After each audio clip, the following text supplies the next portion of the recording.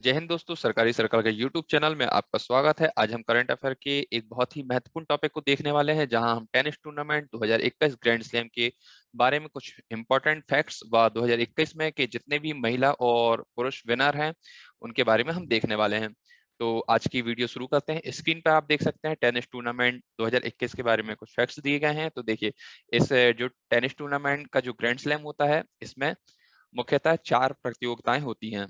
और ये जो 4 प्रतियोगिताएं हैं वो इस प्रकार हैं। देखिए, सबसे पहले ऑस्ट्रेलिया ओपन होता है, उसके बाद फ्रेंच ओपन का आयोजन किया जाता है, उसके बाद विंबलडन का आयोजन किया जाता है और अंत में होता है यूएस ओपन।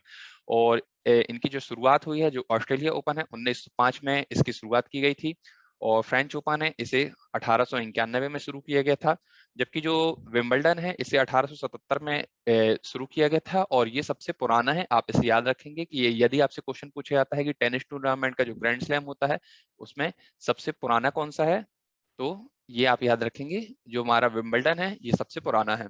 और यूएस ओपन की बात कर लेते हैं तो 1881 में इसकी शुरुआत होती है। और जो ये 4 ग्रैंड स्लैम टूर्नामेंट हैं, इन्हें संयुक्त रूप से मेजर कहा जाता है, इसे भी आप याद रखेंगे। आगे देखते हैं।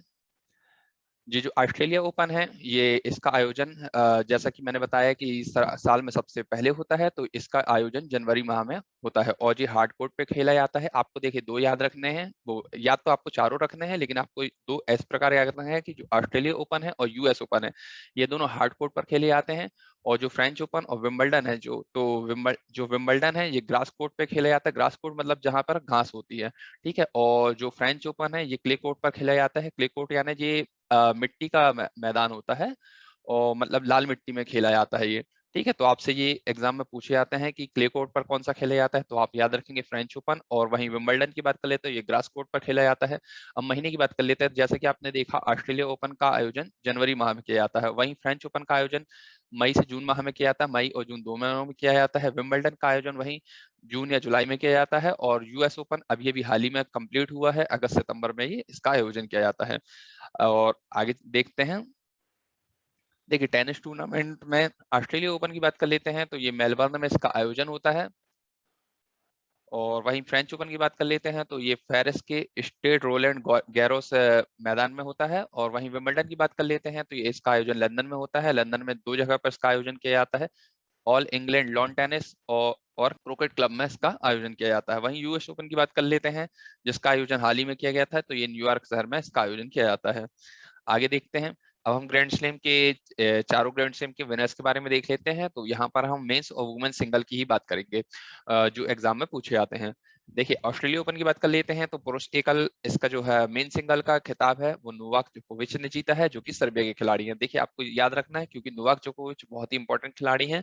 इनसे आपका देश और इन खिलाड़ी के बारे में अक्सर पूछा जाता है। और इस बार भी इनके पूछने के ज्यादा चांस है, क्योंकि इन्होंने स्टार्ट के जो तीनों ग्रैंड स्लैम हैं, जैसे ऑस्ट्रेलिया ओपन, फ्रेंच ओपन और विंबलडन, तीनों इन्होंने जीते हैं। और जो वुमेन सिंगल है ये चारों चेंज होंगे, ठीक है। तो ऑस्ट्रेलिया ओपन का मेन सिंगल है वो नोवाक जोकोविच ने जीता है। वही ही वुमेन सिंगल की बात कर लेते हैं, महिला एकल खिलाड़ी नाओमी ओसाका जी हैं, जो कि जापान के खिलाड़ी हैं। आगे देखते हैं। फ्रेंच ओपन की बात कर लेते हैं, तो नोवाक जोकोविच ने जीता है। और महिला एकल की बात कर लेते हैं, तो एशले बार्टी ने जीता है, जो कि ऑस्ट्रेलिया के खिलाड़ी हैं। आपको याद रखना है, फ्रेंच ओपन का जो वुमेन सिंगल है वो एशले बार्टी ने जीता है, जो कि ऑस्ट्रेलिया की खिलाड़ी। आगे देखते हैं। विंबलडन की बात कर लेते हैं, तो इसका मेन सिंगल नोवाक जोकोविच ने जीता है। तो आप याद रखने वाले हैं, तीनों नोवाक जोकोविच ने जीते हैं। वहीं महिला सिंगल एकल की बात कर लेते हैं, तो बारबोरा क्रेजिकोवा ने जीता है, जो कि चेक गणराज्य की खिलाड़ी हैं। अब यहीं आपसे यूएस ओपन बहुत ही इंपॉर्टेंट होने वाला है, तो आपको यहाँ पे 4 नाम याद रखने हैं। तो वहीं मेंस सिंगल की बात कर लेते हैं, तो मेंस जो सिंगल है वो डेनियल मेदवेदेव ने जीता है, जो कि रूस के खिलाड़ी हैं।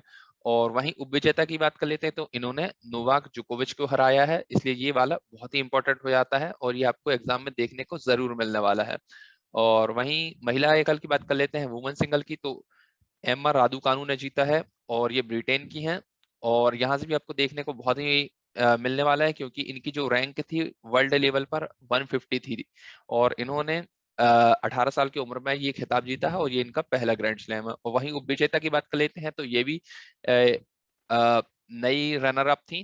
तो ये है लीला फर्नांडिस, जो कि कर्नाटक की हैं, और ये मात्र 19 वर्ष की है। और वहीं जो रादुकानु है ये 18 वर्ष की थी, ठीक है। तो आपको ये 4 नाम यहाँ पर याद रखने हैं और साथ ही साथ आपको उनके देश भी याद रखेंगे। जैसे डेनियल मेदवेदेव रूस के हैं और नोवाक जोकोविच आपको याद हो चुका होगा सर्बिया के हैं। एमा की बात कर लेते हैं तो ये ब्रिटेन की है। वहीं फर्नांडिस जी की बात कर लेते हैं तो ये यूएस ओपन की रनर अप थी और ये कनाडा की खिलाड़ी थी। तो चलिए इसी के साथ वीडियो समाप्त करते हैं। धन्यवाद मित्रों।